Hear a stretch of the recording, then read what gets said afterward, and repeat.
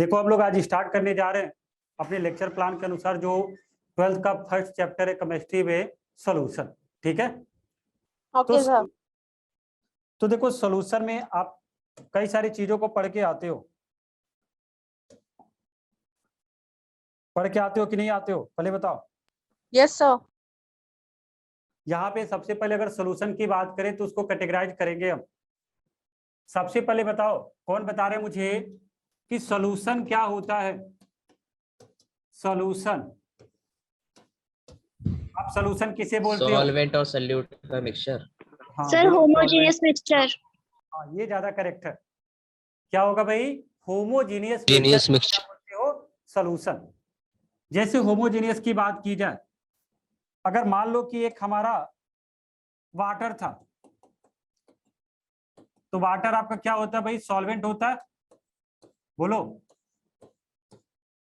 Water आपका solvent हो गया और इसी में हमने थोड़ा सा अमाउंट में शुगर को मिक्स कर दिया। ये मान लो कि आपका शुगर है और जब हमने इसमें शुगर को मिक्स किया और ये बन गया हमारा मिक्सचर।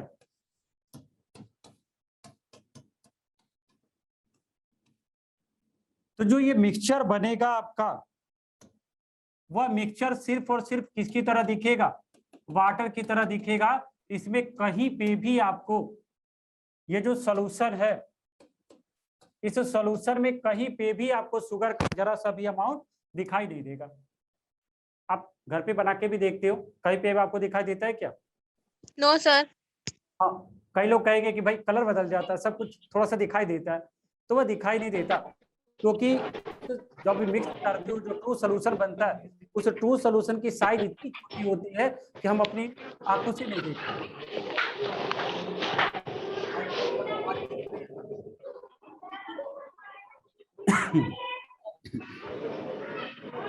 बंद करो भाई,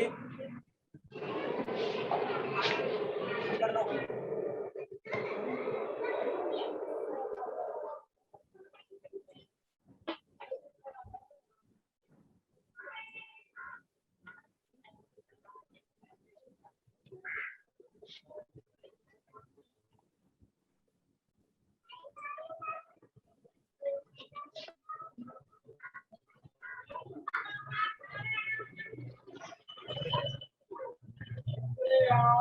जी, तुम्हारी आवाज आ रही है मेरे पास, अपनी आवाज को मैं म्यूट कर दे रहा हूं। चलो इधर देखना भाई, सबसे पहले आप कह रहे थे कि एक सॉल्वेंट था, उसमें आपने शुगर को मिक्स किया। शुगर को मिक्स करने के बाद सिर्फ आपको एक ही तरह का दिख रहा है, जिसको आपने बोला सॉल्यूशन। इसी में अगर आपकी मर्जी करे तो मान लो कि हम इसी में क्या करें, थोड़े से साल्ट के अमाउंट को मिक्स कर रहे हैं। ये रहा हमारा सॉल्ट, हमने सॉल्ट को भी मिक्स कर दिया। अब जो मिक्सचर है वह 3 तरह के कंपोनेंट का मिक्सचर है, लेकिन अभी भी इसको मिक्स करने के बाद सिर्फ और सिर्फ एक ही तरह का दिख रहा है, जो हमारा सॉल्वेंट था यानी वाटर था।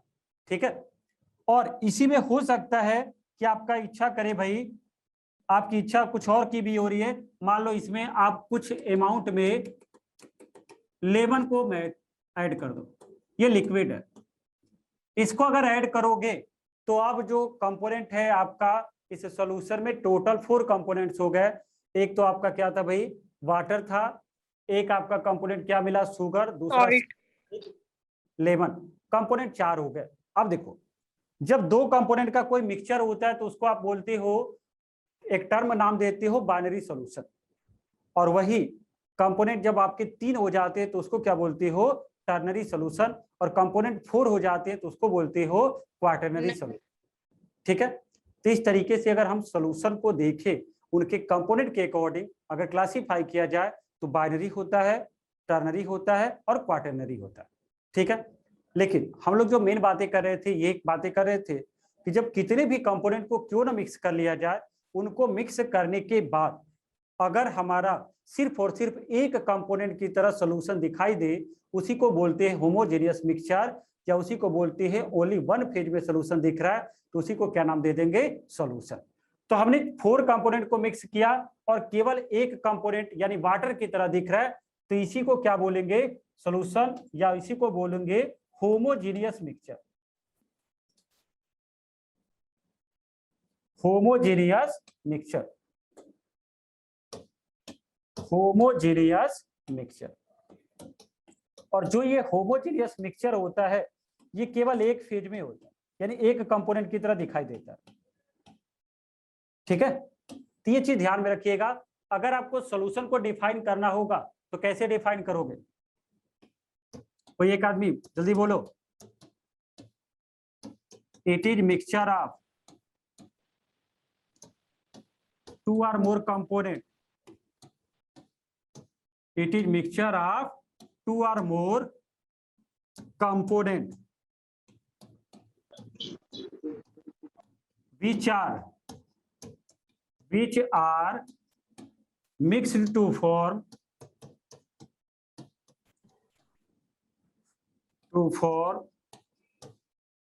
homogeneous mixture,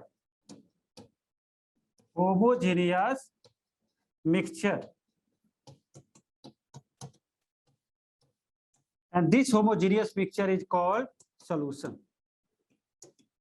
This homogeneous mixture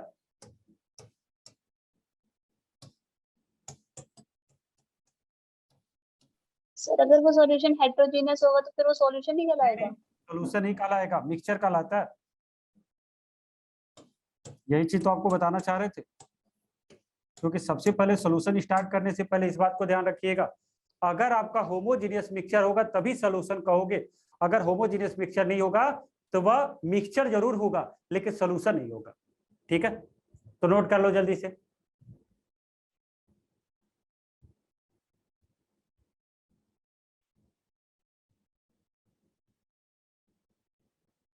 sir कर लिया। सभी लोगों का हो गया? Yes sir. Yes sir. किसी की आवाज आ रही है? नहीं, जल्दी नोट करो। Sir done. चलो सर डन हो गया सर। लिखना। सबसे पहले देखो सॉल्यूशन, सॉल्यूशन की अगर बात करें तो आपने क्या देखा भाई, सॉल्यूशन में दो कंपोनेंट की बात कर रहे हो। एक कौन सा कंपोनेंट होता है, सॉल्यूट, और सेकंड वाला कंपोनेंट हम लोग कर रहे हैं सॉल्वेंट। चलो फिर से क्वेश्चन एक बना, सॉल्यूट किसे बोलते हो, सॉल्वेंट किसे बोलते हो? कोई एक आदमी बताएगा। तो सॉल्वेंट ज्यादा मात्रा में होता है, सॉल्यूट कम। बिल्कुल सही। तो जो सॉल्यूशन है उसमें अगर आपका जो लेसर अमाउंट में है, कम अमाउंट में है, वह क्या भाई, सॉल्यूट है। और उस सॉल्यूशन में जो ग्रेटर अमाउंट में है,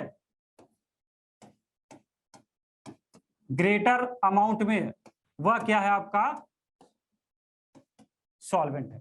ठीक है, और ये जो सॉल्यूशन हम लोग टोटल पढ़ रहे हैं ना, ये दो कंपोनेंट का सॉल्यूशन, ये दो कंपोनेंट को जो सॉल्यूशन को पढ़ रहे हैं इसी को हम लोग क्या बोलते हैं भाई, बाइनरी सॉल्यूशन। इसी को क्या नाम देंगे, बाइनरी सॉल्यूशन, क्योंकि हम लोग दो कंपोनेंट के बारे में ही पढ़ रहे हैं और हमारे जो सिलेबस में है वह बाइनरी सॉल्यूशन के बारे में ही इंफॉर्मेशन है सब कुछ। ठीक है, तो इसको नोट कर लो। और नोट करने के बाद एक हेडिंग करना, calculation of concentration of solution.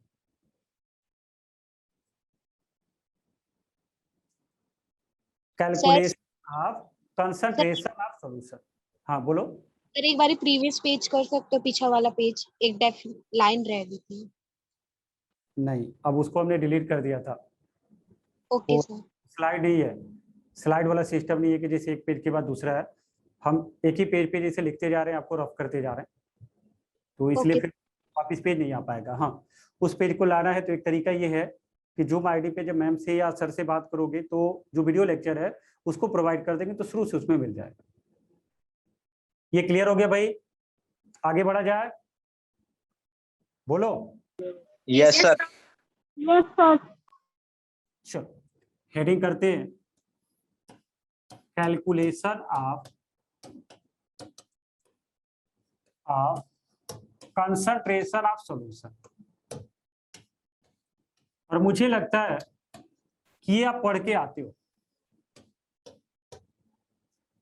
बोलो कितने लोग पढ़ के आते हैं भाई? Sir yes. कितने लोग पढ़े हैं? एक लोग का तो जवाब मिल गया, बाकी लोग? Yes sir. सर Yes, मोल sir. कॉन्सेप्ट में पढ़ा था। हाँ, मोल कंसेप्ट में ही तो बात कर रहे हैं। कितने लोग पढ़े हो? सर मैं पढ़ा हूँ। Yes sir. तो इसको जितना जल्दी हो सके खत्म कर दे फिर। यस बोलो। सर। चलो साथ साथ लिखते चलना। फिर सबसे पहले हम लोग क्या पढ़ेंगे भाई?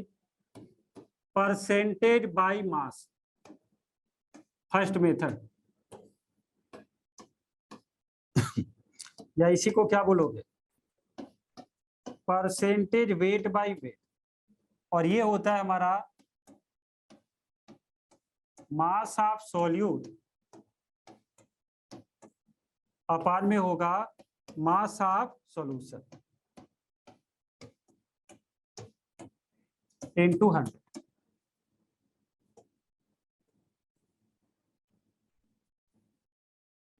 एक एग्जांपल इसका लिखते हैं। एग्जांपल है 10% by mass glucose solution. Glucose solution.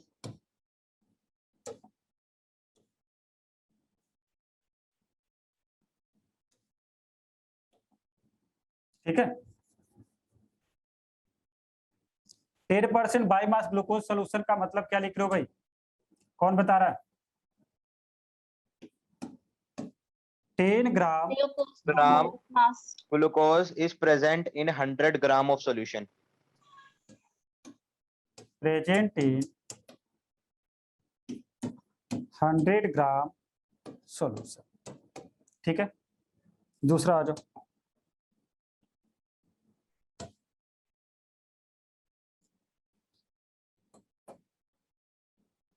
Percentage V by V, या इसी को एक नाम और देते, percentage by volume. Percentage by volume. और अगर हमें परसेंटेज V बाई V को कैलकुलेट करना है तो क्या बोलेंगे भाई? वॉल्यूम ऑफ सॉल्यूट Upon में total volume of solution. अपार में होगा वॉल्यूम ऑफ सॉल्यूशन। सॉल्यूशन कह दी तो टोटल लिखने की कोई जरूरत ही नहीं। Volume of solution into 100। ठीक है, एक एग्जांपल इसका भी लिखते हैं।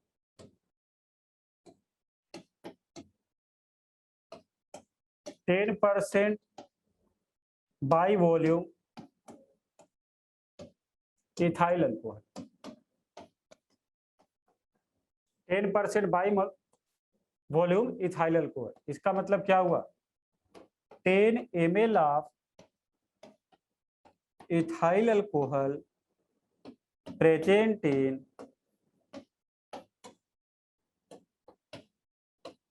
100 ml ऑफ सॉल्यूशन। ठीक है, मुझे लगता है कि ये सबको क्लियर होगा, कोई दिक्कत नहीं हो रही होगी इसमें। No sir. अगले वाले पे आते हैं।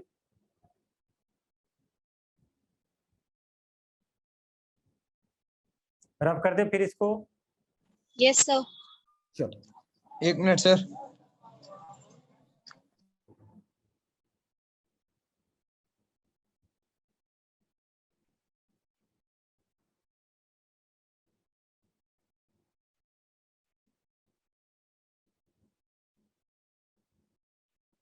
हो गया?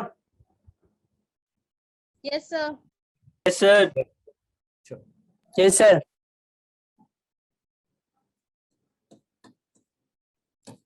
Percentage weight by volume. अगर आपको कहीं पे परसेंटेज वेट बाय वॉल्यूम के टर्म में मिल जाए तो ये क्या होगा? Mass of solute, mass of solute upon volume of solution. Volume of solution into 100। ठीक है, इसका भी एग्जाम्पल लिखते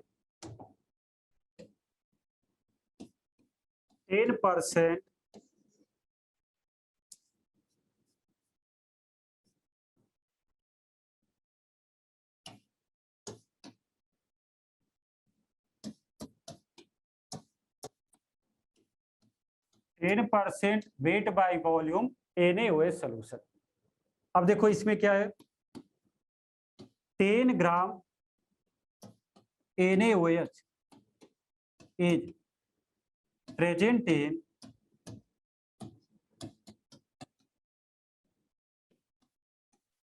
100 ml ऑफ सोल्यूशन। तो क्लियर है सबको? बोलो। Yes Yes, sir. sir.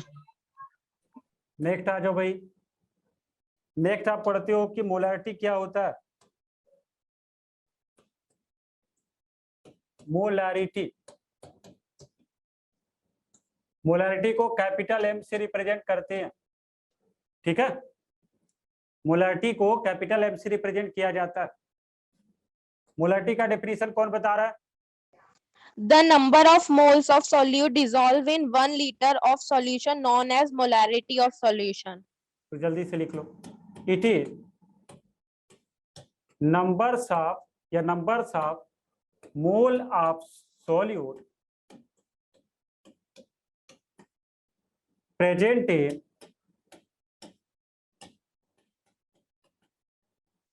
1 litre of solution, ठीक है।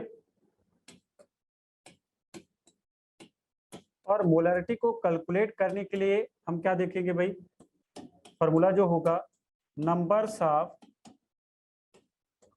मोल of solute upon volume of solution, In volume of, liter. और ये लीटर में होगा, ठीक है। एक मोलैरिटी का और तरीका हम लोग पढ़ते,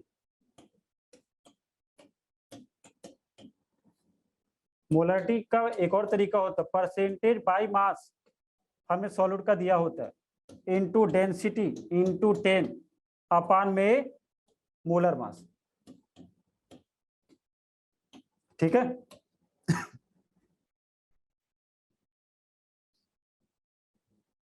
सर मोलर मास सॉल्यूट का।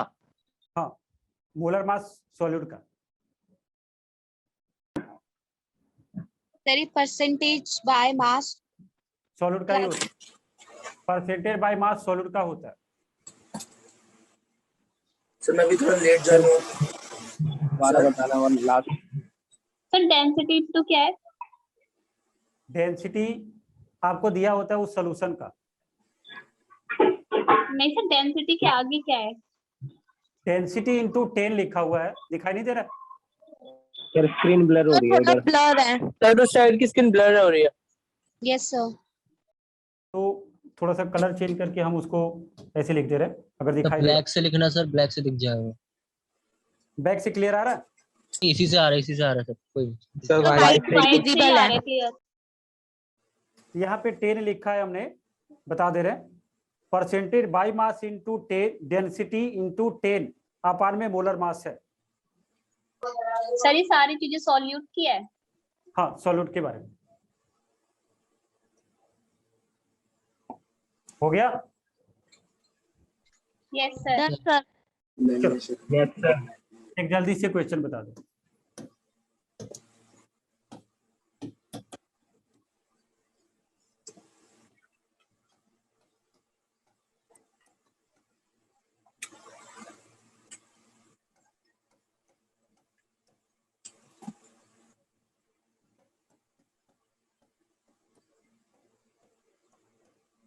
चलो सब लोग ट्राई करोगे भाई? जल्दी बताओ। अभी तक जितना हमने बताया उसी में से सब कुछ है।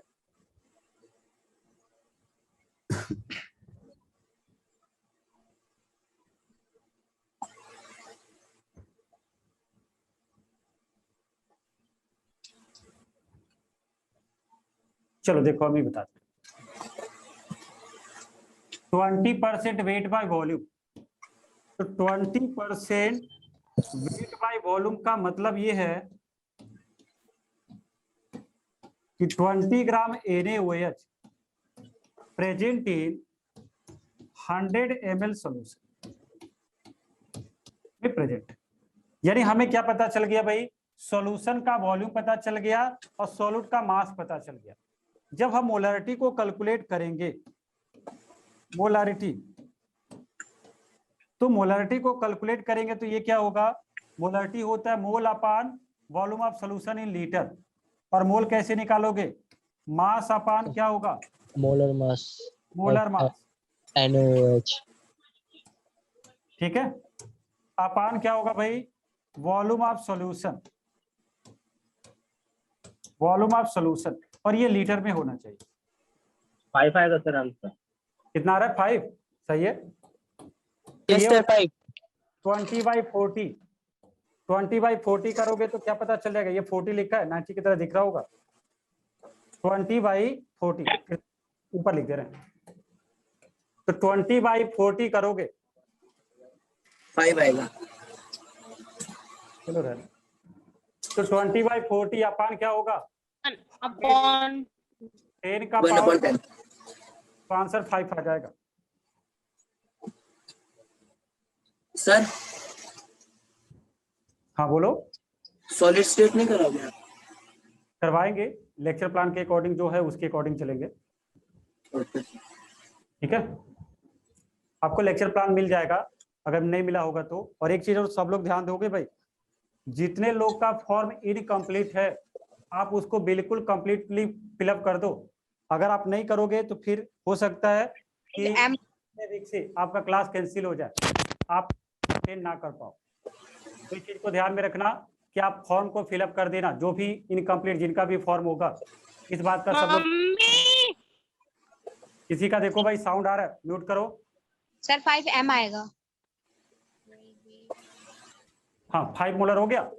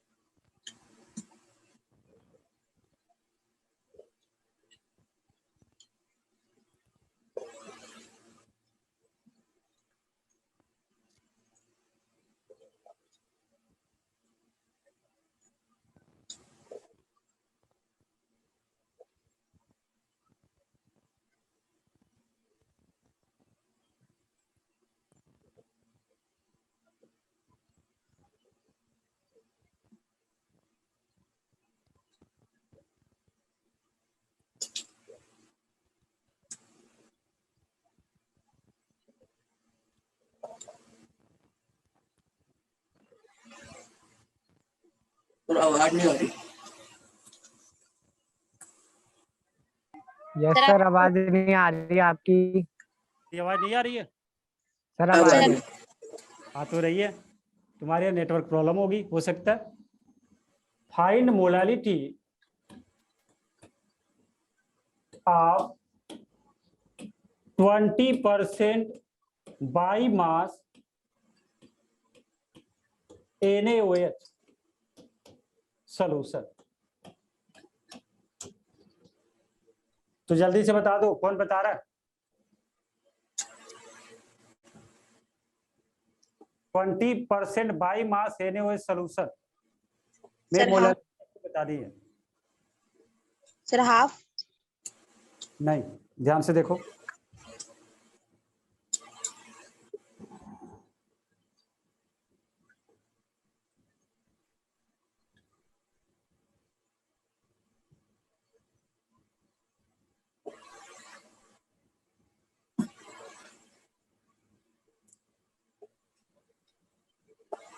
सेम आएगा सर 5। सेम नहीं आएगा।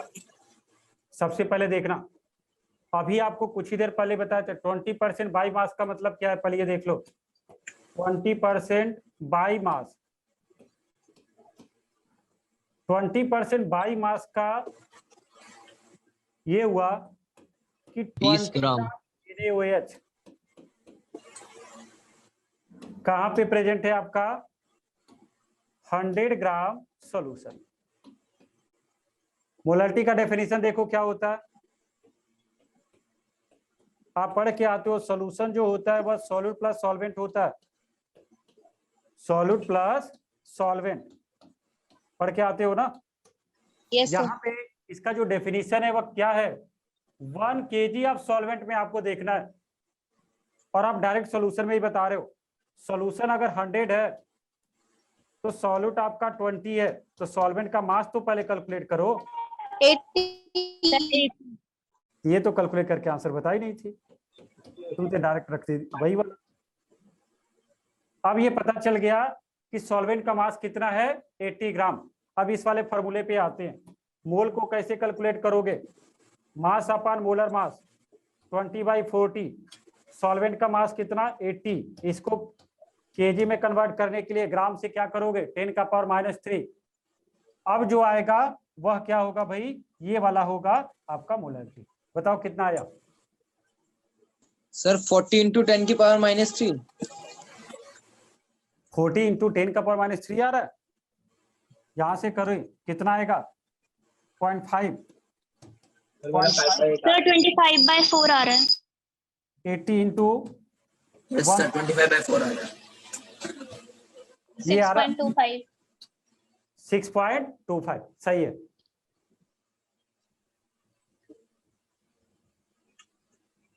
बाकी लोग भी सॉल्व कर लेंगे भाई, हो गया सर। इसको कैंसिल आउट करके सॉल्व कर लेना। Sir done. चलो आगे बढ़ते हैं फिर। Sir done. हाँ सुन लिए। नेक्स्ट आ जाओ भाई, 5th नंबर पे था कि 6 नंबर, 6 नंबर होगा 6। कंसंट्रेशन को मेजर करने का। एक यहीं पे क्वेश्चन और पढ़ते, मोल फ्रैक्शन क्या होता है, mole fraction number of moles of solute upon total moles of the solution। तो देखो मोल फ्रैक्शन की अगर बात करें तो ये होता है कि रेशियो ऑफ,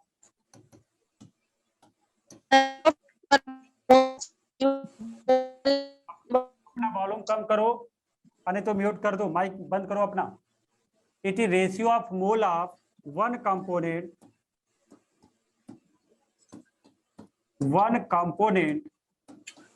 टू टोटल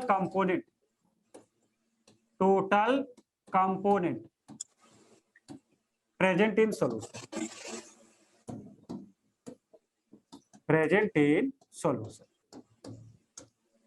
अब जैसे देखो मोल फ्रैक्शन की अगर बातें करें तो हम लोग क्या देख रहे हैं भाई, कि अगर मोल फ्रैक्शन को कैलकुलेट करना है, मोल फ्रैक्शन को हम लोग रिप्रेजेंट करते हैं काई से, एक्स की तरह लिखते हैं।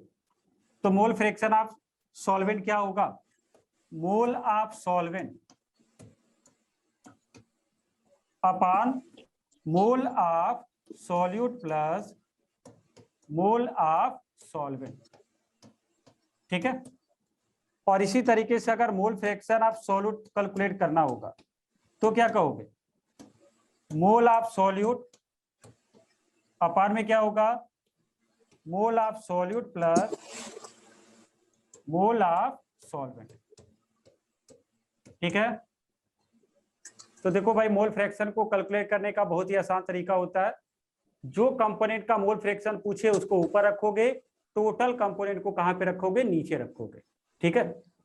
एक चीज और देखना, मोल फ्रैक्शन ऑफ सॉल्यूट और मोल फ्रैक्शन ऑफ सॉल्वेंट का जो सम होता है वो 1, ठीक है। 1। अब यहां से रिलेटेड एक क्वेश्चन बनता है, देखो मोलैलिटी और मोल फ्रैक्शन में क्या रिलेशन होता है, इस पे क्वेश्चन बनता है। तो यहीं पे एक छोटा सा हेडिंग कर रहे हैं, relation between molality and mole fraction,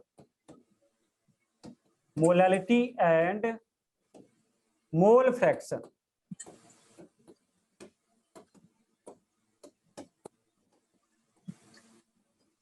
relation between molality and mole fraction.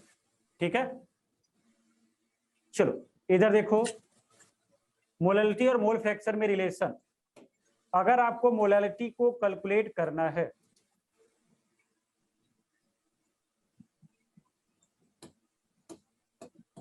Molality को कैलकुलेट करना है तो क्या करोगे भाई, मोल फ्रैक्शन आप होता है सॉल्यूट अपान में होता है मोल फ्रैक्शन ऑफ सॉल्वेंट इनटू 1000 अपान में होगा मोलर मास ऑफ सॉल्वेंट। दिख रहा है सबको?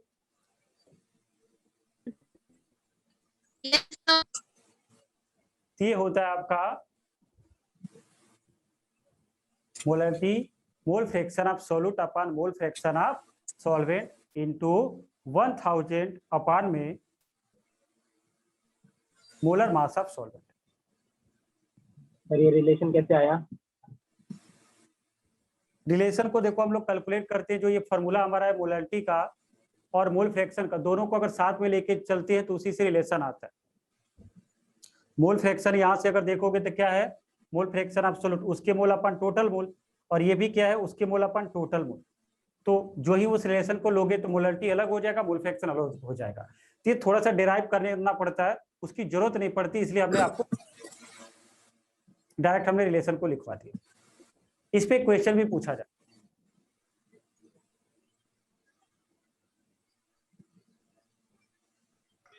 सर हाँ बोलो। सर मेरा ना नेटवर्क चला गया था, आपने मोलैरिटी के बाद क्या पढ़ाया है? मोलैलिटी के बाद मोलैलिटी पढ़ाए थे और मोलैलिटी के बाद मोल फ्रैक्शन पढ़ाए थे। Okay sir.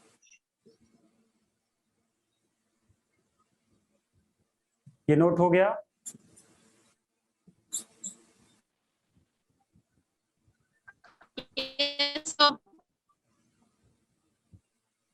चलो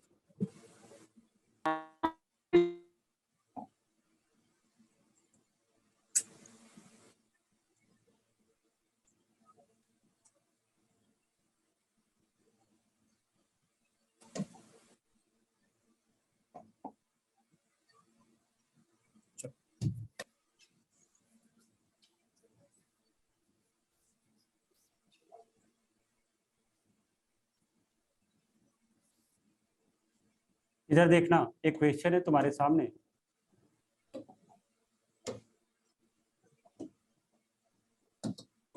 क्वेश्चन ये है, सर स्क्रीन साफ नहीं दिख रही सर। सर ब्लर हो रही है स्क्रीन।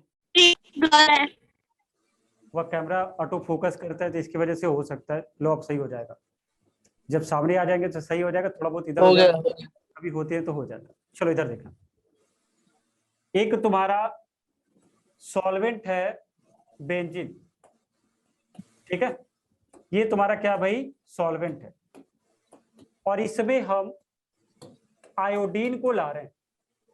आयोडीन हमारा क्या होगा सॉल्यूट, ठीक है। देखो इस पे चल जा रहा है, टच हो जा रहा है।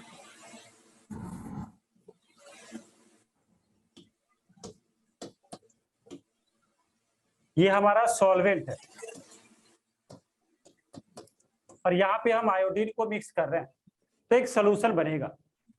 अगर हमसे क्वेश्चन में ये कह रहा है कि जो आयोडीन का मोल फ्रैक्शन है, इस वाले क्वेश्चन में हमको दे रहा है if mole fraction of iodine equal to 0.2 है, then find molality of solution. बता दोगे? बहुत आसान है।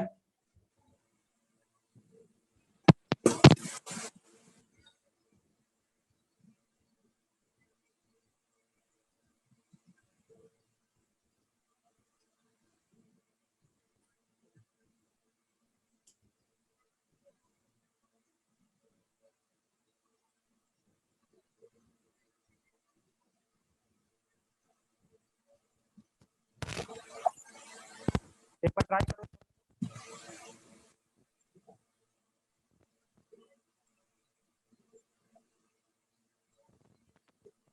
Sir, 3.2.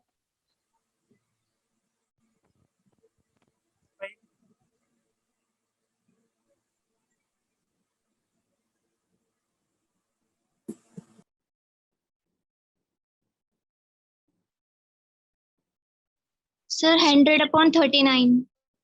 100/, 3.25. ठीक है। अब हम थोड़ा सा करने की कोशिश करते हैं।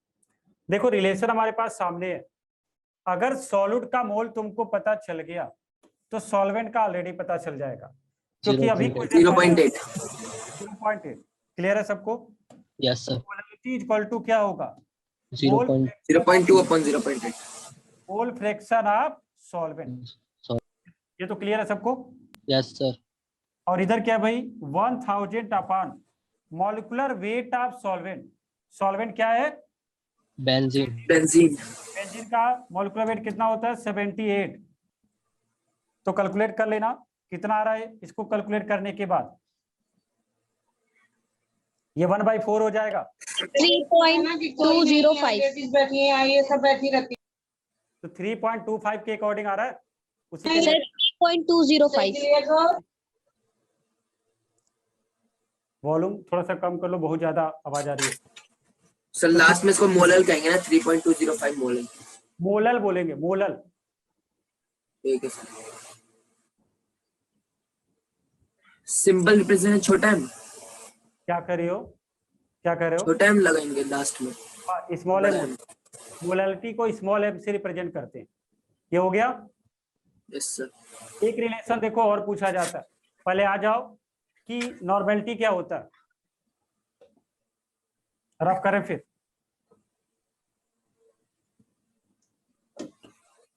नॉर्मेलिटी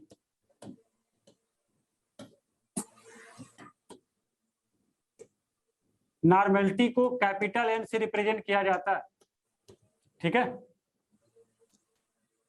और इसका अगर डेफिनेशन लिखना चाहें क्या होगा? It is numbers of gram equivalent. It is number of gram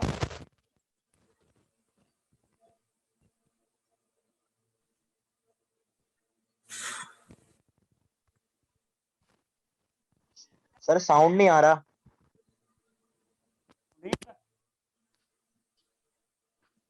चलो Yes, sir. 1 litre of solution. अब तो आना चाहिए। अब यस सर। हाँ सर अब आ रहा है। चलो तो जो ये नॉर्मेलिटी होगा इसका फॉर्मूला क्या बना? Numbers of gram equivalent. Gram equivalent मतलब सर? बता रहे उसको भी। नंबर्स ऑफ ग्राम इक्विवेलेंट अपान में होता है volume of solution. Volume of solution, और ये हमारा लीटर में होना चाहिए। तो देखो नॉर्मेलिटी का ये एक्चुअल हमारा फॉर्मूला होता है।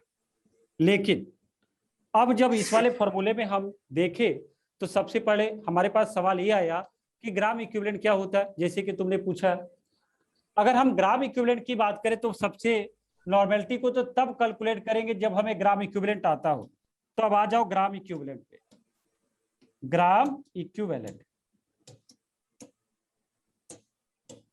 जो ग्राम इक्विवेलेंट आपका होता है वह होता है मास अपान इक्विवेलेंट मास। इक्विवेलेंट मास, ये भी क्वेश्चन तुम्हारा बनेगा कि इक्विवेलेंट मास क्या होता है भाई।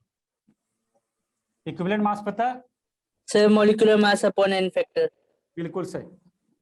तो अब हम आते हैं भाई कि इक्विवेलेंट मास क्या होता है। इक्विवेलेंट मास ये होता है हमारा मोलर मास अपान में एन फैक्टर।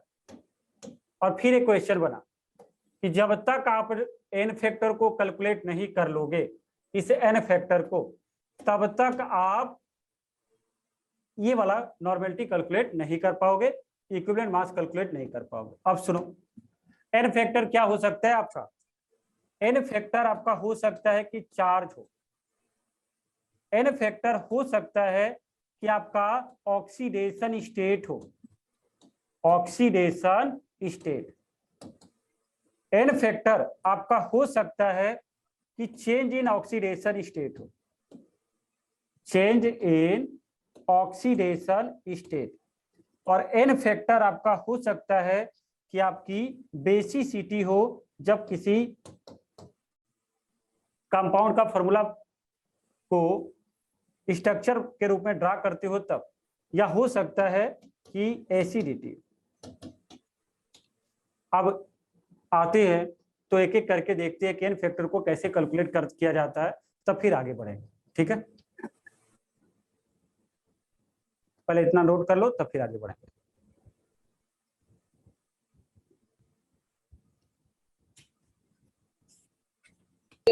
Done.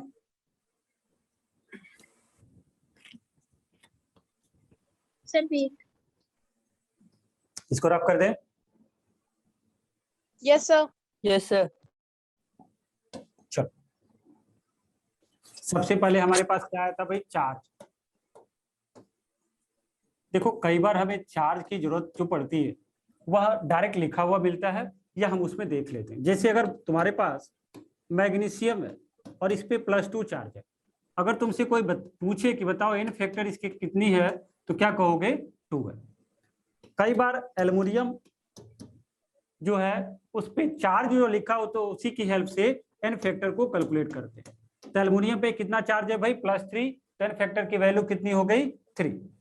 इसी तरीके से अगर आयंस में ले लें, सल्फेट आयन है तो यहाँ पे पूरे इस आयन के ऊपर 2 नेगेटिव चार्ज है, तो एन फैक्टर की वैल्यू कितनी होगी? 2। यहीं पे ले लो, अगर फॉस्फेट आयन है तो एन फैक्टर की वैल्यू कितनी हो जाएगी? 3। सर स्क्रीन ब्लर हो रही है।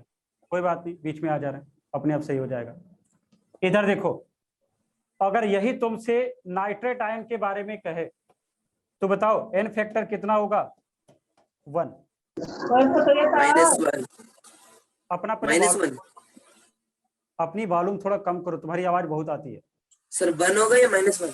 1 होगा। -1 कभी नहीं लिखा जाता, एन फैक्टर माइनस के टर्म में नहीं होता, ये याद रखना।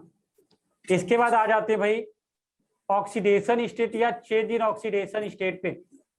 Change in oxidation state. अब इधर देखो, जैसे अगर मान लो तुम्हारे सामने है KMnO4 और ये KMnO4 3 अलग अलग में चेंज हो रहा है। सबसे पहले ये Mn+2 में चेंज हुआ, यही KMnO4 आगे चल के ये बना लिया MnO2, और यही KMnO4 बना रहा है K2MnO4। ठीक है, अब सबसे पहले तुमसे क्वेश्चन, इस KMnO4 का ऑक्सीडेशन स्टेट कितना है? बताओ। सो -2। नहीं भाई, KMnO4 का -2 कैसे हो सकता है? देखो सुनो, हम बता रहे हैं, इसका कैलकुलेट करना होता है उसको X माना जाता है, और जो अल्कली मेटल होता है उसका +1 होता है।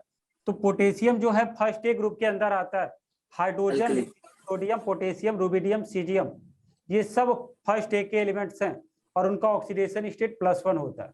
जो सेकेंड ए के एलिमेंट्स है उनका +2 होता है, ऑक्सीजन का -2 होता है। तो यहाँ पे देखो सर 7 है। 7+7। हाँ 7 होगा, इसको X मान लिए, और प्लस ऑक्सीजन का -2 और टोटल ऑक्सीजन कितने? 4 = 0। तो यहाँ पे कितना आ जाएगा? +7। सबको क्लियर है इतना? Yes, sir. Yes, sir. Sir change in oxidation state की बातें कर रहे थे। यहाँ पे जो चार्ज होता है वही उसका ऑक्सीडेशन स्टेट भी होता है किसी एटम का। इस एटम के ऊपर, मैग्नीज के ऊपर +2 चार्ज है, और यहाँ पे मैग्नीज के ऊपर +7 ऑक्सीडेशन स्टेट है। दोनों में चेंज अगर देखोगे तो कितने के होंगे? 5। Sir, 5. सर 5 एन फैक्टर कितना हो जाएगा? 5। यहाँ पे ऑक्सीडेशन स्टेट कितना होगा? एक ऑक्सीजन का माइनस, दो ऑक्सीजन का प्लस का 4। ठीक है, चेंज कितने का आएगा? सर 3। 3 का। और यहाँ पे कैलकुलेट करोगे तो कितना होगा? सर ये MnO2 का क्या बताया आपने, एक बार और बताना। यहाँ पे ऑक्सीडेशन स्टेट निकालोगे MnO2 का, कैसे निकालोगे? MnO2 इसको x मान लो, ऑक्सीजन का -2 होता है, 2 ऑक्सीजन है, इक्वल टू 0, तो x इक्वल टू कितना हो जाएगा? प्लस का 4 ऑक्सीडेशन स्टेट। ये सब 11th में पढ़ के आते हो। इधर आ जाओ भाई, यहाँ पे कैलकुलेट करोगे K2MnO4 का, तो ये क्या हो जाएगा? जहाँ पे ये 1 था, अब 2 पोटेशियम है तो 2, और बाकी करोगे तो यहाँ पे कितना हो जाएगा? प्लस का 6। चेंज कितने का होगा? 1। आप सुनो, इसको याद रखने का एक तरीका बना लो। बढ़िया जानते हो? बोलो। जो दुकानदार होते हैं उनको बढ़िया बोलते हैं। अच्छा अच्छा। और बढ़िया में ये हो गया बेसिक, ये हो गया न्यूट्रल, और ये क्या हो गया? एसिडिक। एन फैक्टर कितना का होगा? 1, 3 और 5 का। अगर तुमसे कोई क्वेश्चन पूछ ले, कई बार क्वेश्चन पूछा भी जाता है, अगर तुमसे कोई क्वेश्चन पूछे कि बताओ KMnO4 जब एसिडिक मीडियम में होगा तो उसका एन फैक्टर कितना होगा, तो क्या बताओगे भाई? 5 होगा। अगर KMnO4 न्यूट्रल मीडियम में होगा तो उसका एन फैक्टर कितना होगा? 3 होगा। और वही अगर बेसिक मीडियम में होगा तो एन फैक्टर कितना होगा? 1 होगा। ये याद करके रख लेना बढ़िया करके, ठीक है? सर ये सिर्फ KMnO4 के लिए होगा या औरों के लिए भी? केवल KMnO4 की बातें कर रहे हैं, यहाँ पे हम KMnO4 की बात बता रहे हैं। और का अच्छा। भी निकालने का तरीका चेंज इन ऑक्सीडेशन स्टेट होता है, लेकिन उनका एन फैक्टर कुछ और आएगा, ये नहीं आएगा। ठीक है, तो ये वाला जो कंडीशन था वह कहाँ पे था? बेसिक में था, बेसिक मीडियम। और ये क्या था भाई? Neutral medium. और ये किसमें था? एसिडिक में। ठीक है, तभी तक हमने एन फैक्टर को 2 तरीके से कैलकुलेट किया है। ये देख लो तो फिर आगे बढ़ते हैं। यस सर, हो गया। Sir, done. नेक्स्ट क्या था? बेसिसिटी।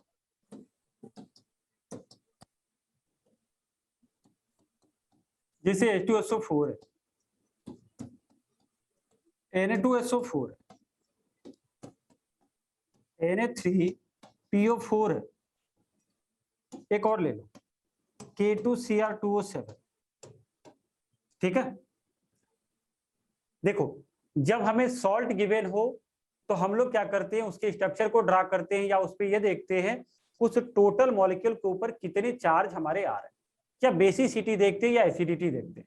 जैसे अगर मान लो ये है H3PO4 है, या हमारे सामने ये है H3PO2 है, बहुत सारे एलिमेंट्स आए। सबसे पहले H2SO4 की बात करें। H2SO4 का मुझे पहले बताओ भाई, सल्फर किस ग्रुप का एलिमेंट है? ग्रुप 16। ग्रुप 16 सर, ऑक्सीजन के नीचे। सल्फर के आउटर मोस्ट सेल में कितने इलेक्ट्रॉन्स प्रेजेंट होते हैं जिसको बैलेंस इलेक्ट्रॉन बोला जाता है? 6। बिल्कुल, हाँ बस हो गया। इधर देखो 6 इलेक्ट्रॉन है हमारे पास। अब एक चीज थोड़ा सा ध्यान देना, सल्फर के आउटर मोस्ट में 6 इलेक्ट्रॉन थे और सल्फर के पास 2 मोनोवैलेंट एटम थे। तो जितने मोनोवैलेंट एटम होते हैं उतने सिग्मा बॉन्ड का फॉर्मेशन होता है, वह बनाएगा। तो देखो यहाँ पे हमने क्या काम किया कि जहां पे सिंगल बॉन्ड किए हैं उसके साथ एक हाइड्रोजन को लाके ऐड कर दें। ठीक है, यही जो हमारा होता है इसी को बोलते हैं बेसिसिटी। अब यहाँ पे तुमसे पूछेगा कि बताओ बेसिसिटी कितनी है, तो 2 है, तो एन फैक्टर कितना हो जाएगा? 2। 2। Na2SO4 में आ जाओ, बिल्कुल इसी तरीके का स्ट्रक्चर है।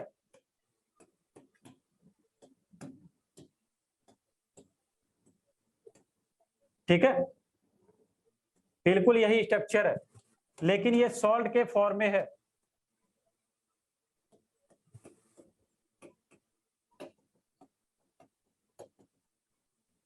देखो भाई, कभी भी कैटायन और एनायन के बीच में जो बॉन्डिंग होती है उसको क्या बोलते हो? Ionic bond. इनके बीच में आयनिक बॉन्ड है Na प्लस और ऑक्सीजन माइनस वाले पे, यहाँ पे ऑक्सीजन पे माइनस चार्ज है, ठीक है। इनके बीच में आयनिक बॉन्ड है, तो अगर Na प्लस को हटा दोगे तो इसके मॉलिक्यूल के ऊपर कितना निगेटिव चार्ज आएगा? 2। तो n फैक्टर कितना हो जाएगा आपका? 2। 2. इनमें से कोई एक एग्जांपल ये वाला बना लोगे, फॉस्फेट वाला। फॉस्फेट हमारा किस ग्रुप का होता है? 15th का। Yes sir. तो बना लो जल्दी से इस तरीके का।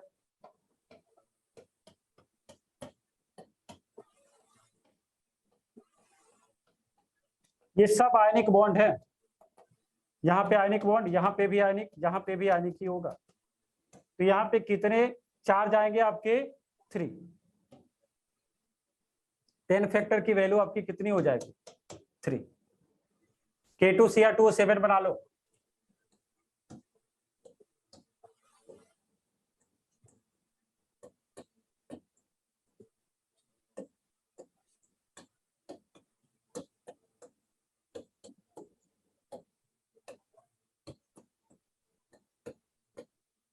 ये देखो आयनिक है, तो यहाँ पे 2 आयनिक बॉन्ड बने, इसका मतलब यहाँ पे 2 K प्लस को हटा दोगे तो 2 नेगेटिव। ब्लू दिख नहीं रहा सर, ब्लू दिख नहीं रहा। वैल्यू कितनी हो जाएगी? 2।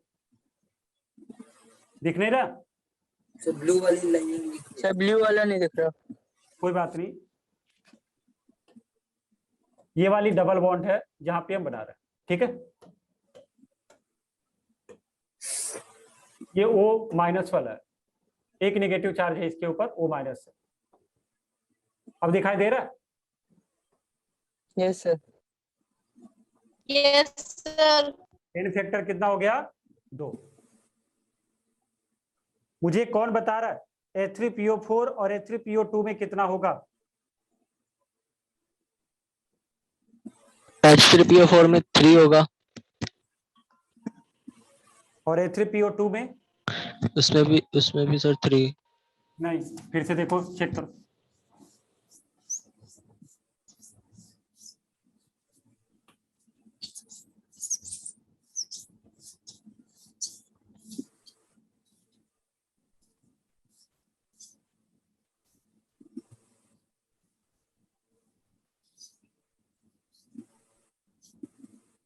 चलो H3PO2 पे आ जाओ। PO4 वाला फास्फोरस जो होता है वह 5th एक ग्रुप का होता है, ठीक है। तो उसके around total 5 valence electron. Total यहाँ पे देखो भाई, H3PO2 की बातें कर रहे हैं, H3PO2। तो 2 ऑक्सीजन एटम थे हमारे पास, एक ऑक्सीजन एक हाइड्रोजन के साथ चला गया, अब क्या बचा? 2 हाइड्रोजन, ये 2 सिंगल बॉन्ड बना लेगा। बताओ कितने OH ग्रुप प्रेजेंट है? 1। 10 फैक्टर कितना हो जाएगा? 1 सर। H3PO4 में आओगे तो 3 होगा, लेकिन यहाँ हाँ पे सर। में 3 ठीक है। ठीक तो है अब सर। H3PO4 का बना लेना। तो ये था तुम्हारा n फैक्टर को कैलकुलेट करने का तरीका, ठीक है। ये नोट कर लो, तो फिर आगे बढ़ते। सर ये सिर्फ बेसिसिटी पे है, एसिडिटी में भी होगा? एसिडिटी में जैसे H2SO4 है, 2H प्लस को डोनेट किया तो कितना हो गया भाई? 2 नेगेटिव चार्ज आएगा ना आपका, बोलो। तो एसिडिटी कितनी हो जाएगी? 2 हो जाएगी। HCl है, एक H प्लस को डोनेट किया तो कितना हो जाएगा? n factor 1। तो वो बहुत आसान है, इसलिए उसको नहीं बताया। चलो रफ कर दें इसको। Yes sir. ये था आपका नॉर्मेलिटी। एक रिलेशन लिखना, डायरेक्ट रिलेशन बता रहे हैं, डिराइव करके नहीं बता रहे। रिलेशन बिटवीन मोलैलिटी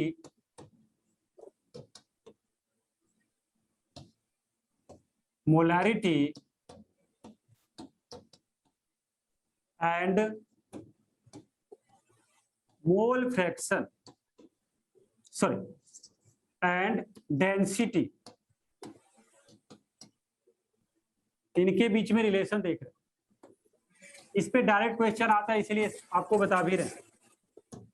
देखो भाई, मोलैलिटी जब आप कैलकुलेट करते हो तो ये होता है मोलैलिटी इक्वल टू होता है 1000 इंटू मोलैरिटी अपान में 1000 into density minus molarity into molar mass of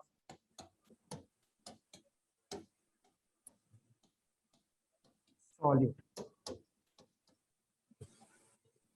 ठीक है,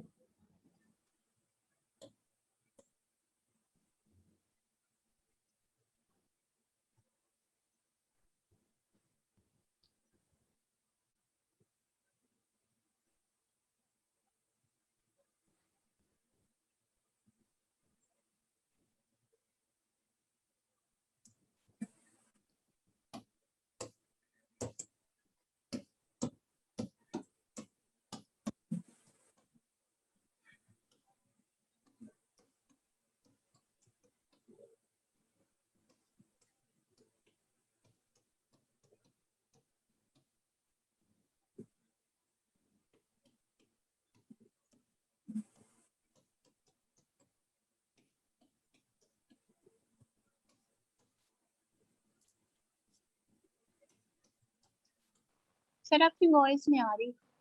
जब बोल ही नहीं रहे तो आएगा कहाँ से?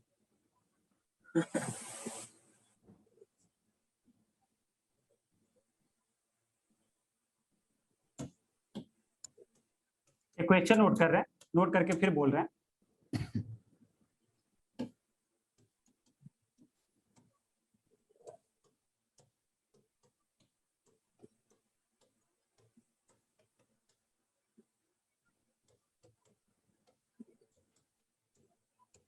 ठीक है, तो देखो इस रिलेशन पे आपका एक क्वेश्चन है और ये जेईई में एक क्वेश्चन पूछा जा चुका है, इसीलिए हमने आपको भी दिया है, क्योंकि आप फ्यूचर के इंजीनियर हो, तो जल्दी से मुझे लगता है ये क्वेश्चन को बता दो।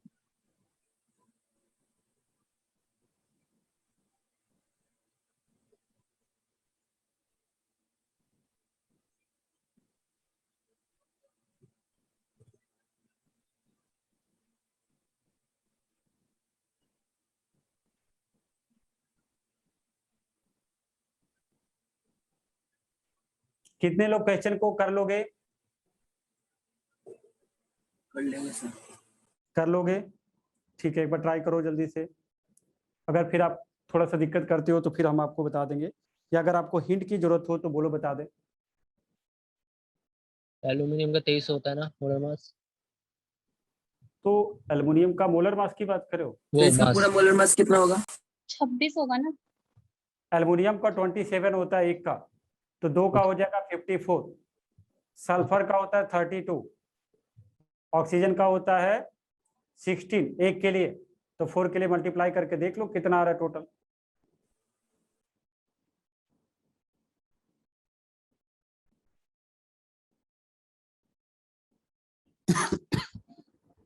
इसका मोलिकुलर वेट हम इधर कर दे रहे हैं, 2 इंटू 27 एल्युमिनियम एक एल्युमिनियम का होता है, प्लस 3 इंटू सल्फर का होता है 32, और यहाँ पे क्या होगा ऑक्सीजन का 16 इंटू 4। 0.5 अब ये देख लेना कितना आ रहा है, एक बार ट्राई करो। सर 0.5 पे आ रहा है। 0.5 कहाँ से आएगा? पूरा का पूरा आंसर बता रहे हो? यस सर, पूरा आंसर मोलैलिटी। लेकिन फिर भी क्वेश्चन में क्या पूछा है? Calculate molality of all ions, जितने आयंस प्रेजेंट है उनकी हम बातें कर रहे हैं।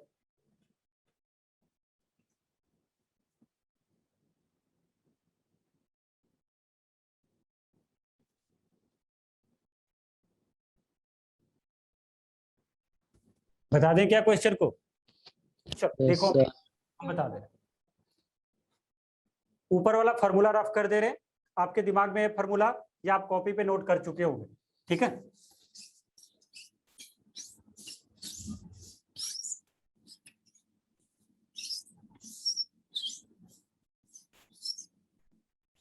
सबसे पहले मोलैलिटी को कैलकुलेट करो, तो ये हो जाएगा 1000 इंटू मोलैरिटी, और मोलैरिटी कितना था 1 था, क्वेश्चन में आपको गिवन है, अपान में 1000 इंटू डेंसिटी कितनी गिवन है 2.34। ठीक है, minus molarity into molecular weight of solute, ये कितना आया है, कोई कैलकुलेट किया है? 342. 342 आ रहा है। 342. 342 हम इसी टर्म में लेके चल रहे हैं। तो ये आपका क्या हो गया मोलैलिटी। Molality. क्वेश्चन में आपसे पूछा है ऑल आयन के बारे में बताना है। Al2SO4 थ्राइस आपका एक मॉलिक्यूल था, और इसको जब डिसोसिएट करोगे तो यहां से क्या मिलेगा 2Al+3 और साथ साथ 3 सल्फेट आयन। बोलो क्लियर है? 2 आपको अल्युमिनियम आयन मिला और 3 सल्फेट आयन मिला इस अल्युमिनियम सल्फेट में, ठीक है, जब इसको आप वाटर में डालोगे तब। अब आपसे जो क्वेश्चन पूछा जा रहा है कि calculate molality of all ions, इसका मतलब क्या पूछा जा रहा है, एग्जामिनर आपसे क्या पूछ रहा है कि अल्युमिनियम आयन का मोलैलिटी टोटल बताओ कितना है और सल्फेट आयन का मोलैलिटी टोटल बताओ कितना है। तो अगर हम अल्युमिनियम आयन की मोलैलिटी बताएं, यानी मोलैलिटी किसकी भाई, अल्युमिनियम आयन की, तो ये जो वैल्यू आप लिखे हो इसी के टर्म में लिख रहे हैं, आप कैलकुलेट कर लेना 1000 इंटू 1/1000 इंटू 2.34, ठीक है, माइनस का कितना था भाई 1 इंटू 342, ये तो आपका मोलैलिटी हो गया। अल्युमिनियम आयन के बारे में पूछा है, तो अल्युमिनियम आयन कितनी आपकी है 2 मोल, तो यहां से क्या करोगे 2 से मल्टीप्लाई, तब आप अल्युमिनियम आयन के बारे में बता पाओगे। बोलो ये क्लियर है सबको? Yes sir. Yes, Yes, sir. sir. और यही अगर आपसे सल्फेट आयन के बारे में पूछे तो सल्फेट आयन की मोलैलिटी अगर आपसे पूछे तो क्या नहीं बता पाओगे क्या? 3 इंटू कर देंगे सर। बता देंगे। तो इसी वाले वैल्यू में 3 से मल्टीप्लाई कर दो, बस हो गया। तो ये जेई का क्वेश्चन था जो आपका पूछा गया था। सर हाँ, जब बोलो। लेफ्ट में जो आपने क्लाउड बनाया वो टोटल का है और ये आयंस के हैं। इधर इधर इधर सर ये लेफ्ट वाला नहीं इधर ये लेफ्ट वाला में जो हम बना रहे हैं ये Left. वाला ना, लेफ्ट में जो ऊपर है ये टोटल का है। ये टोटल का इधर नहीं है, इधर ये सर इधर ऊपर ऊपर ये वाला ये ओवरऑल का है मोलैलिटी। ये 1 मोल अल्युमिनियम सल्फेट का है, जब ये ठीक। 1 मोल है तब। लेकिन जब 1 मोल अल्युमिनियम सल्फेट को डिसोसिएट करोगे, जब वो सोल्यूशन में जाके टूटेगा तो 2 मोल अल्युमिनियम आयन बनाएगा, 3 मोल Yes, sir. सल्फेट आयन बनाएगा। तो जितना 1 मोल अल्युमिनियम सल्फेट का होता है उतना ही 1 मोल के लिए अल्युमिनियम आयन का भी होगा और उतना ही 1 मोल सल्फेट आयन के लिए भी होगा। अब सल्फेट आयन 2 कितने हैं 3 है, तो उसे 3 से मल्टीप्लाई करना पड़ेगा, और अल्युमिनियम आयन कितने हैं 2 है, तो 2 से मल्टीप्लाई करना पड़ेगा। अब मेरी बात क्लियर हो गई? Yes, sir. Yes sir. इस तरीके के भी आपसे क्वेश्चन पूछे जाते हैं, तो थोड़ा सा सावधानी रखना, बस और कुछ नहीं है। सर फिर टोटल आयंस के लिए 5 से मल्टीप्लाई कर देंगे ना इस क्वेश्चन में, किसके लिए? 5 से मल्टीप्लाई कर देंगे ना, ऑल आयंस के लिए पूछे तो एल्युमिनियम प्लस सल्फर। नहीं, टोटल आयंस तुमसे पूछा है ना, तो अलग अलग करके पूछा है, वह एक साथ नहीं पूछ रहा है। मतलब उसमें जितने तरह के आयंस है उसके बारे में आपको बताना, ये नहीं कह रहे कि टोटल आयंस का बताओ, टोटल आयंस ये नहीं कह रहे कि 2 और 3 एक साथ बताओ, आपसे कह रहे कि एल्युमिनियम आयन कितने हैं, सल्फेट आयन कितने हैं, सब इस तरह- बोलता तो करते हैं। यस हाँ। इस तरीके से बताया जाता है। चलो, ये था आपका कुछ कंसंट्रेशन से रिलेटेड टॉपिक जो कंप्लीट हो गया, ठीक है। अब आराम से पढ़ेंगे, कोई जल्दीबाजी नहीं, हर एक को समझ में आनी चाहिए। इसको रफ कर दें फिर बताओ। सर मैं थोड़ा लेट ज्वाइन हुआ था। मोलैलिटी से पहले अपने 3 कौन कौन से बताए, मोलैरिटी और मोलैरिटी पढ़े थे, मोलैरिटी के बाद मोलैलिटी पढ़े थे, मोलैलिटी से पहले के सारी चीजें पूछ रहे हो, यस सर मोलैलिटी से पहले मोलैलिटी। तो थोड़ा सा आप देख लेना सबसे पहले हम लोग पढ़े थे परसेंटेज बाय मास वाला, कि अगर कहीं पे परसेंटेज बाय मास लिखा हो तो वह क्या होता है कि weight mass of solute upon mass of solution into 100। ठीक है, फिर हम लोग पढ़े थे परसेंटेज बाय वॉल्यूम का, इसका मतलब होता है volume of solute upon volume of solution into 100। Then हम लोग पढ़े थे सॉल्यूशन आएगा नीचे, सॉल्वेंट नहीं। नहीं, नीचे सॉल्यूशन होगा। और फिर पढ़े थे हम लोग परसेंटेज वेट बाय वॉल्यूम, इसका मतलब ये था कि जो आपका सॉल्यूट होगा वह मास के टर्म में होगा और जो सॉल्यूशन होगा वो वॉल्यूम के टर्म। फिर आगे थे मोलारिटी। मोलारिटी था आपका कि मोल of solute upon volume of solution in litre. फिर आ गए थे मोलारिटी पे, मोल of solute upon mass of solvent, और वह भी किस में था, केजी में था। देन आ गए थे मोल फ्रैक्शन पे। मोल फ्रैक्शन में जिस कंपोनेंट के मोल फ्रैक्शन के बारे में पूछा जाए उसको ऊपर रखते, टोटल को नीचे रखते। और फिर दोनों के रिलेशन पे देखे थे तो मोलारिटी इक्वल टू आप फॉर्मूला देख के आए हो कि मोल fraction of solute upon mole fraction of solvent into 1000 upon molar mass of solvent था। फिर आ गए थे नॉर्मेलिटी पे, ये क्या होता है, numbers of gram equivalent of solute upon volume of solution in litre होता है। ठीक है, और यहीं पे आपने ग्राम इक्विवेलेंट की बात की थी, तो ग्राम इक्विवेलेंट को कैसे कैलकुलेट करते हो, मास अपॉन इक्विवेलेंट मास से। इक्विवेलेंट मास को कैसे कैलकुलेट करते हो, molar mass upon N factor से। और एन फैक्टर को कैसे कैलकुलेट करते हो, इसको हम अभी कुछ देर पहले बताए। ठीक है, तब जाके हम लोग इस वाले रिलेशन पे आए। सर हाँ बोलो। सर एन फैक्टर एसिड में कैसे निकालते हैं? इसमें साइन देखते हैं एसिड में। एसिड में कोई बात नहीं भाई, HCl आपका एसिड है ना। Yes sir. HCl एसिड है, कितने H+ को देगा, सर 1। 1। तेरे फैक्टर कितना हो जाएगा, सर 1। H2SO4 आपका एसिड है, यस सर। कितने H+ को देगा, 2। 2। एन फैक्टर कितना हो गया, 2। कौन बता रहा है, मैं या तुम? हम। तुम बता रहे हो ना, तो फिर तो सब कुछ तो आता है, फिर क्या दिक्कत। चलो सर अल्कोहल का बताना। अल्कोहल जो H+ डोनेट कर दे उसमें भी देखो कंडीशंस होते हैं। अगर अल्कोहल जैसे मान लो कि इथाइल अल्कोहल है, H+ को दे दिया तो उसका एन फैक्टर 1 होगा। वैसे इस बात को ध्यान देना कि दो तरह के इलेक्ट्रोलाइट्स होते हैं, स्ट्रॉन्ग और वीक। जो स्ट्रॉन्ग इलेक्ट्रोलाइट होते हैं वही जनरली डिसोसिएट होते हैं, वीक इलेक्ट्रोलाइट डिसोसिएट नहीं होते। वैसे अगर वहां पे अगर डिसोसिएट करोगे तो H+ निकल जाएगा। जैसे फेनॉल है, एरोमेटिक अल्कोहल है, वह H+ को देता है, H+ एक निकाल देगा, फिर ऑक्साइड आयन बन गया, तो एक H+ दिया तो उसका एन फैक्टर हो गया 1। ठीक है, अब सुनो, सॉल्यूशन में जो हम लोग टॉपिक पढ़े थे इसको 4 पार्ट में क्लासिफाई कर रहे हैं। Classification of solution. सबसे पहले हम लोग क्या पढ़ रहे हैं भाई, कंसंट्रेशन ऑफ सॉल्यूशन, जो आप पढ़ चुके हो। ठीक है, दूसरा टॉपिक अभी हम लोग स्टार्ट करेंगे जिसको क्या बोलेंगे, कॉलिगेटिव प्रॉपर्टी। सबसे ज्यादा इंपॉर्टेंट यही है, कॉलिगेटिव प्रॉपर्टी। इसको हम लोग डेल्टा से रिप्रेजेंट करते हैं। फिर होता है एबनॉर्मल कॉलिगेटिव प्रॉपर्टी।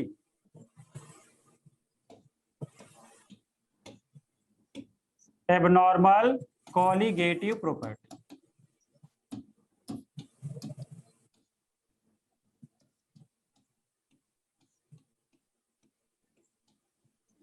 ठीक है, होता है जिससे लॉ की बात करते हैं, एक लॉ पढ़ेंगे हेनरी लॉ, तो हम इसको सबसे लास्ट में पढ़ा देंगे। ठीक है, तो हेडिंग कर लेना कॉलिगेटिव प्रॉपर्टी। क्या होता है कॉलिगेटिव प्रॉपर्टी, इसकी बात करते हैं। सर वेपर प्रेशर नहीं पढ़ते? सब इसी के अंदर आ जाएगा, सब इसी के अंदर आ जाएगा, आपका कॉलिगेटिव प्रॉपर्टी के अंदर ही आ जाएगा, इसी के अंदर सब पढ़ा देंगे आपको।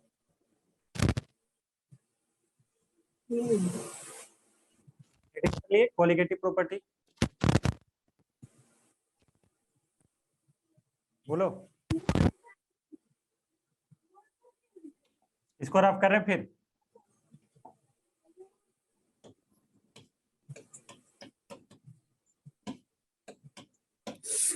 Colligative property,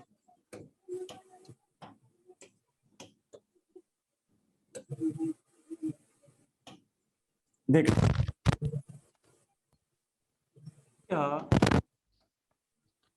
relative property, it is a relative property of dilute solution only। ये केवल और केवल जो प्रॉपर्टी होती है वह डाइल्यूट सॉल्यूशन के लिए होता है। देखो भाई, कॉलिगेटिव प्रॉपर्टी किस बात पे डिपेंड करता है? कॉलिगेटिव प्रॉपर्टी जो होता है वह डिपेंड करता है कि किसी सॉल्यूशन में नंबर्स ऑफ सॉल्यूट पार्टिकल कितने हैं, नंबर्स ऑफ सॉल्यूट पार्टिकल।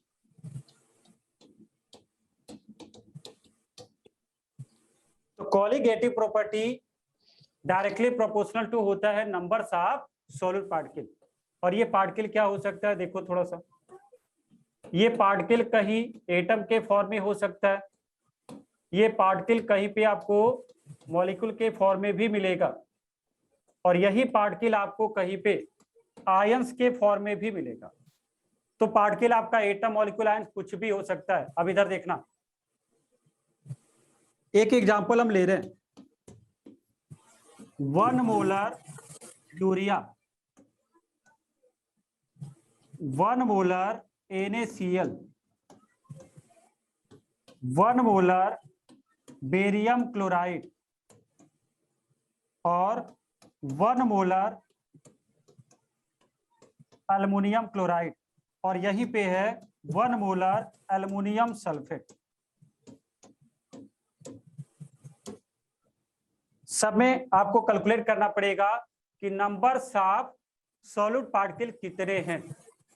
तो देखो, ये सब के सब सॉल्यूशंस हैं, और हम नंबर्स ऑफ सॉल्यूट पार्टिकल को कैलकुलेट करके ये बता सकते हैं कि कॉलिगेटिव प्रॉपर्टी किसकी ज्यादा है और किसकी कम है। सर कॉलिगेटिव प्रॉपर्टी का मीनिंग क्या होता है एक्चुअली? है क्या है? क्या कह रहे हो आप? है क्या ये चीज कॉलिगेटिव प्रॉपर्टी? वही तो आपको लिखे, it is a relative property of dilute solution.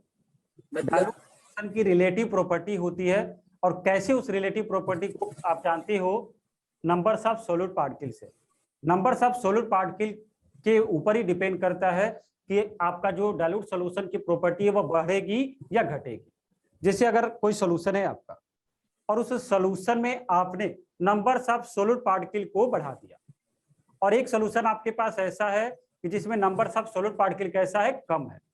तो जब नंबर्स ऑफ सॉल्यूट पार्टिकल ज्यादा होगा तो उसकी रिलेटिव प्रॉपर्टी जो है सॉल्यूट के रिस्पेक्ट में सॉल्यूशन की, वह ज्यादा होगी, और जब कम होगा नंबर्स ऑफ सॉल्यूट पार्टिकल तो कॉलिगेटिव प्रॉपर्टी कम होगी। ठीक है, अब जैसे देखो, इधर देखना, एक क्वेश्चन बता, चलो बताओ, यूरिया आपका इलेक्ट्रोलाइट या नॉन इलेक्ट्रोलाइट? Non electrolyte. बिल्कुल क्लियर, बिल्कुल सही है। तो जब नॉन इलेक्ट्रोलाइट है तो यूरिया डिसोसिएट करेगा क्या? नहीं करेगा। नहीं करेगा। तो बताओ, नंबर्स ऑफ सॉल्यूट पार्टिकल कितना होगा? 1 होगा। जब आप यूरिया को वाटर में डालोगे तो वह डिसोसिएट नहीं होगा, जैसे था वैसे ही रह गया अपने मॉलिक्यूलर फॉर्म में। तो वहां पे नंबर्स ऑफ सॉल्यूट पार्टिकल की बात करें तो 1 ही होगा। ठीक है, NaCl को बताओ। इलेक्ट्रोलाइट होगा। इलेक्ट्रोलाइट है। NaCl को जब वाटर में डालोगे वह डिसोसिएट हो जाएगा। सबको Yes, क्लियर है? कितने आयंस को देगा? तो एक Na प्लस और Cl माइनस। यहाँ पे डिसोसिएट करोगे तो Na प्लस और Cl माइनस दोनों मिलेंगे यस आपको। सर, 2। तो नंबर्स ऑफ सॉल्यूट पार्टिकल उस सॉल्यूशन में कितना हो जाएगा? बेरियम क्लोराइड को बताओ। इलेक्ट्रोलाइट 4 होगा। नंबर्स ऑफ आयन कितने होंगे? 4 वाले गलत हैं, थोड़ा सा क्लियर करो। Sir sir 2। देखो, देख लो इधर, अगर कोई डाउट हो रहा है तो देख लो, क्या दिक्कत है। बेरियम क्लोराइड, इसको डिसोसिएट करोगे, जो ही वाटर में डालोगे Ba+2 बनाएगा और 2 क्लोराइड आयन बनाएगा। तो एक आयन आपका बेरियम हो गया और 2 आयन क्या हो गया, क्लोराइड। टोटल कितने आयन हो गए, 3। सर 3 एल्युमिनियम क्लोराइड को बताओ। सर 4 4 क्लियर है सबको। एल्युमिनियम सल्फेट अभी देख के आए हो, बताओ। सर 5 यही पे क्वेश्चन बन गया। क्वेश्चन क्या बना, right decreasing order of colligative property in following. चलो लिख लो, एक क्वेश्चन यही से बना, right decreasing order of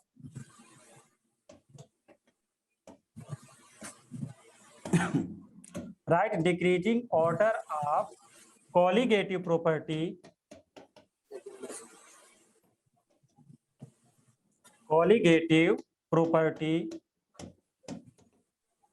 in following. In following का मतलब ये,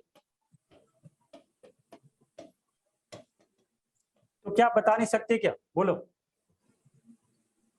बता सकते हो ना। Yes sir. कोलिगेटिव प्रॉपर्टी को हमने कहा था कि डेल्टा से रिप्रेजेंट किया जाता है, तो यहाँ पे क्या हो जाएगा भाई, Yes, sir. आंसर अगर देखो तो सबसे ज्यादा कोलिगेटिव प्रॉपर्टी जिसका नंबर ऑफ सॉलिड पार्टिकल ज्यादा होगा एल्यूमिनियम सर। Al2SO4 का होल थ्राइस का होगा। फिर क्या हो जाएगा, एल्युमिनियम क्लोराइड का होगा। फिर किसका होगा भाई, बेरियम क्लोराइड का होगा।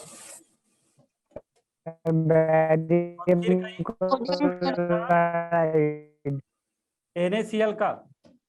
और फिर कहीं आपका जाके क्या होगा, यूरिया। Sodium chloride. ठीक है। यूरिया। एक क्वेश्चन और आपसे पूछ लेते हैं लास्ट में। आप ये बता दो कि जैसे मान लो, जैसे हमने यूरिया लिखा था और उसी के जगह पे हम ग्लूकोज को एक और बढ़ा दें, तब क्या होगा। सर इक्वल हो जाते हैं क्योंकि Equal हो- ग्लूकोज। ग्लूकोज भी कैसा है आपका, नॉन नॉट इलेक्ट्रोलाइट। राइट है। तो देखो, कई बार जब आप क्वेश्चन देखोगे या क्वेश्चन करोगे जब, तो आपको मिलेगा कि दिया होता है 1 मोलर यूरिया, 1 मोलर ग्लूकोज और 1 मोलर सुक्रोज, और उस समय आपसे कोलिगेटिव प्रॉपर्टी का ऑर्डर पूछा जाता है। और ये क्वेश्चन भी आपसे जेईई के एग्जाम में भी पूछा जा चुका है, नीट के एग्जाम में भी पूछा है कि कोलिगेटिव प्रॉपर्टी का ऑर्डर, डिक्रीजिंग ऑर्डर बता दो, और वहां पे सब ऑप्शन मिलेंगे, सभी को इक्वल भी मिलेगा, उनका डिक्रीजिंग ऑर्डर भी मिलेगा, इंक्रीजिंग ऑर्डर भी मिलेगा, नन वाला भी मिलेगा। तो याद रखना, तीनों के तीनों नॉन इलेक्ट्रोलाइट्स होती है, चाहे वह यूरिया हो, ग्लूकोज हो या सुक्रोज हो। और जब तीनों नॉन इलेक्ट्रोलाइट्स होती है तो वहां पे नंबर्स ऑफ सॉलिड पार्टिकल की वैल्यू सभी की 1 होगी, और सभी की जो वैल्यू 1 होगी तो कोलिगेटिव प्रॉपर्टी भी सभी का क्या होगा, इक्वल होगा। ठीक है, इस बात को थोड़ा सा ध्यान रखना। ठीक है, तो टाइम कितना हो गया भाई, 7:22। ठीक है। तो एक बार देख लो, एक बार जितना भी पढ़ाए थोड़ा सा एक बार रिवाइज कर लो। आज यहीं पे स्टॉप फिर कर रहे हैं, ठीक है।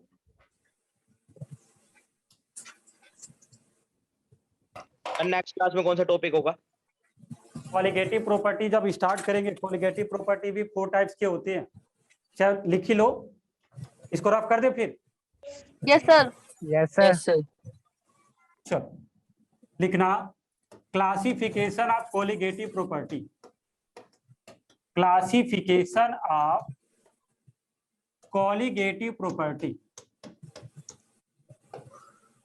सबसे पहले हम लोग पढ़ेंगे ऑस्मोटिक प्रेशर। ऑस्मोटिक प्रेशर, फिर हम लोग को पढ़ना है relative lowering of vapour pressure. Relative lowering of vapour pressure. Then हम लोगों को पढ़ना है elevation in boiling point. Elevation in boiling point.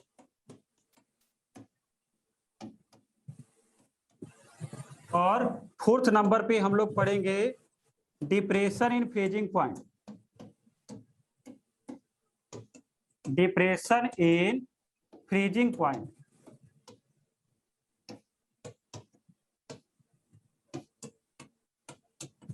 ठीक है, और पहला हेडिंग कर लेना ऑस्मोटिक प्रेशर। बहुत ही इंपॉर्टेंट है ये चारों के चारों कॉलिगेटिव प्रॉपर्टी। कोई भी नीट या जेई का एग्जाम हो और इनके बिना कभी कंप्लीट नहीं होता पेपर, इतने ही ज्यादा इंपॉर्टेंट है। अगर सॉल्यूशन से कोई क्वेश्चन बनता है तो इन्हीं चारों टॉपिक से बनता है। ठीक है, Okay, sir. Yes, sir. तो आज यहीं पे हम लोग स्टॉप कर रहे हैं। आज के लिए बस टाटा बाय बाय। ठीक है।